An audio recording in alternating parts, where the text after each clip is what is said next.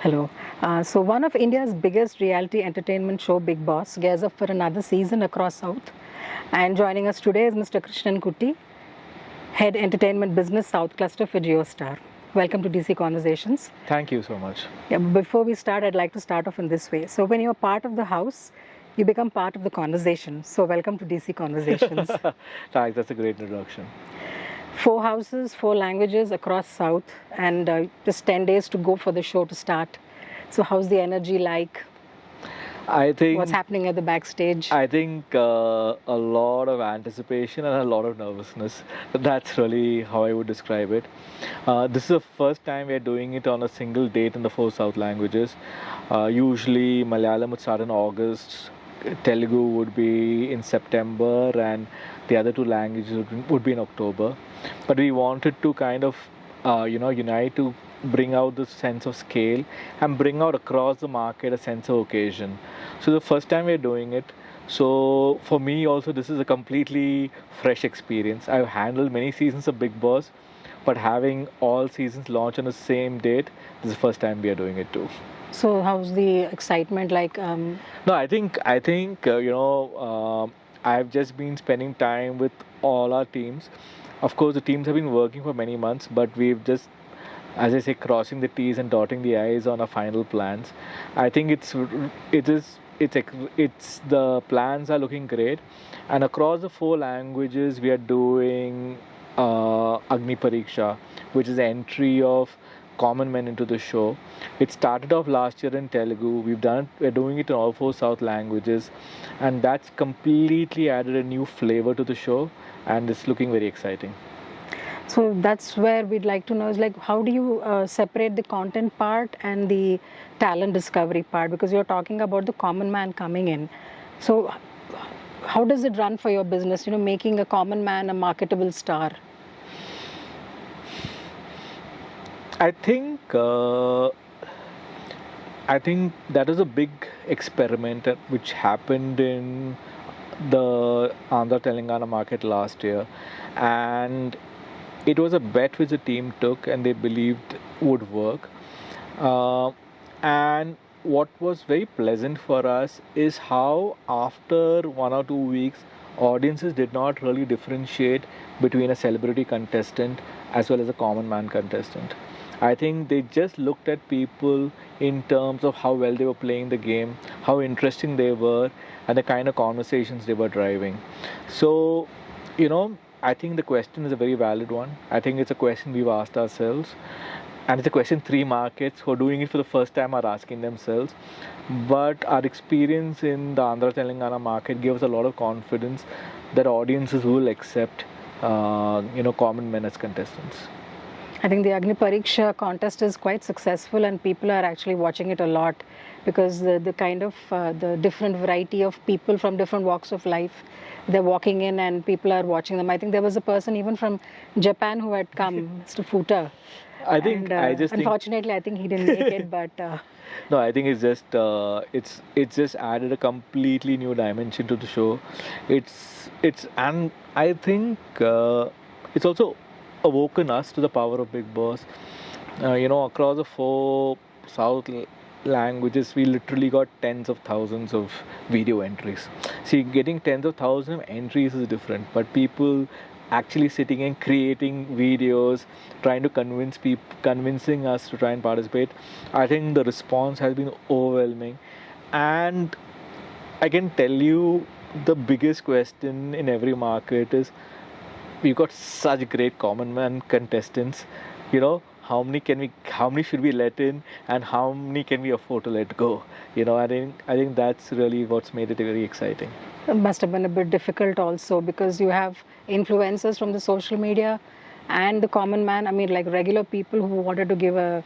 Yeah, that's right. So I think, look, the reality is almost everybody is a content creator today.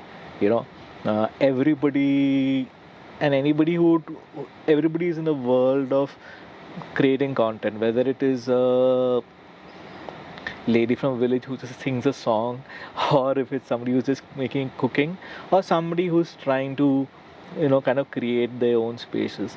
So I think everybody is a content creator. We have built in some internal criteria with regards to how do we classify a social media star and how do we classify somebody as a common man, because everybody's got a social media platform. Most of them who are interested in coming into media have built some followings, but we've been very conscious that we don't want to kind of get in large social media stars and call them commoners. So those two elements are completely segregated and separated. There have been various issues that you've touched upon in these past episodes, like gender inclusivity and also misogyny and other aspects, because of the past episodes that we have seen. So what next? I mean, is it going to be the same thing, or will you be open to touching different aspects, especially with the new generation coming? I think this is a reality show in its true sense. So we don't enter a show with an expectation of conversations that rise on conversations. Of course, by the nature of some contestants we take in, that may ignite a certain series of conversations. But as a reality show, issues come up in the just like in the real world. And I think what we try and do is deal with those conversations with the spirit of, you know, inclusiveness and being representative of the wishes of the larger population. I think that's how we try and do it. But often, I think we are successful in being able to shape conversations. For example, last year in Kerala, we had two women from the LGBTQ community who were in a relationship, and we kind of got them on the show. And there was a gentleman on the show who said something offensive to them, and I think that just ignited a conversation. And Lal sir, our host, came and said, like, who are you? I'm happy to invite them in the house. And that again ignited conversations, and I think genuinely progressed and helped in progressing the world of inclusivity within that world, within that context. Right. Actually, the question was based on that episode, actually. Sure. So, I mean, it's not just about tasks or doing some, performing some activities in the house. It's changed for a better perspective. Right. I think all I can say is, I won't say we ever enter the season with that as an objective. Okay. But I think, we have risen to the occasion, and we are extremely proud of the positive impact the show has had on society. Now, when it comes to advertising, tell us more about the branding aspect. So, what do the advertisers understand about the whole Bigg Boss game? I think advertisers understand that Bigg Boss is the most incredible platform for their brands. It is a space where brands are so seamlessly integrated into the story of the show and story about what's happening on the show. And we've had just a whole series of brands, whether it is Maiji in Kerala, whether it is Vasant & Co., a whole series of brands who've been able to drive absolutely fantastic business outcomes, on the back of Bigg Boss, and truly grow their brands. And I think the scale and popularity of the show is increasing. Almost 50-55% of brands we are getting this year are first time brands, people who want to come and participate on Bigg Boss for the first time because they sit and see the value of reaching the scale of audiences in a really big and dramatic way. The attention span of the youngsters has changed. So now everything is short format. So anything into that is like, can we expect something that you could consider short clips apart from your regular long format episodes? I think somebody like DC Conversation knows that there is a space for short clips and there's also a space for long conversations. I think there is a space for all forms of it. I think we are fortunate to kind of cater to a generation of content consumers, we who love consuming content. So we just need to kind of show multiple formats of content.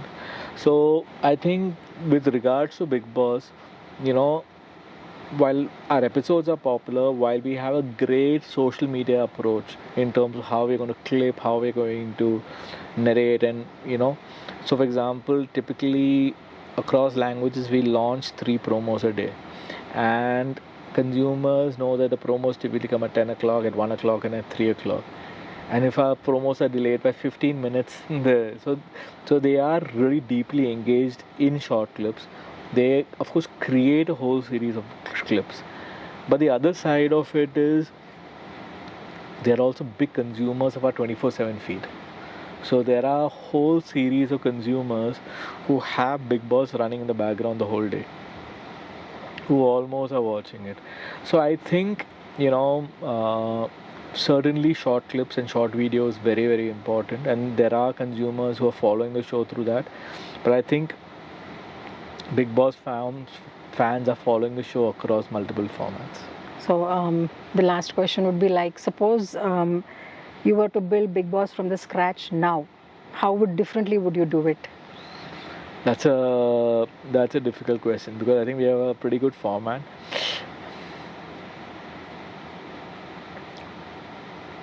This is just for an impetus to see what happens in the future. No, I look.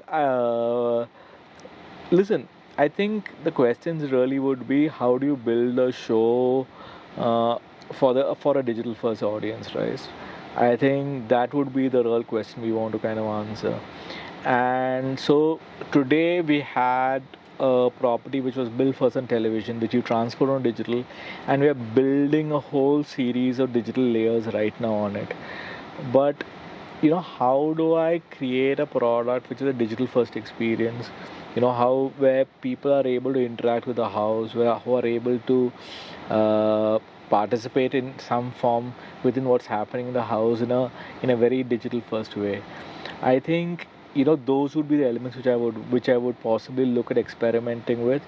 But I think at an aggregate level, the format is something which I would keep classic. I would not change much. And I mean something separately for the rural consumers and the urban, because that also varies. You're right. I'll be honest with you, it's not something I've thought about very deeply. What we do attempt to do is we attempt to get a mix of contestants and a mix of housemates on the show. So we typically do have a very broad breadth of contestants who come on the show. And we typically find across markets contestants who are very, very rooted, really do very well in both urban and rural areas. So any kind of sneak preview about what's going to happen in the Telugu episode of Bigg Boss? I think, I'll request you and your audience to wait for 10 days. But all I can tell you is, as the promo says, it's Dashawataram, and every week for the first 10 weeks, you're going to have something very different. I think this is possibly the most different and disruptive season of Bigg Boss yet. Thank you so much. Thank you so much.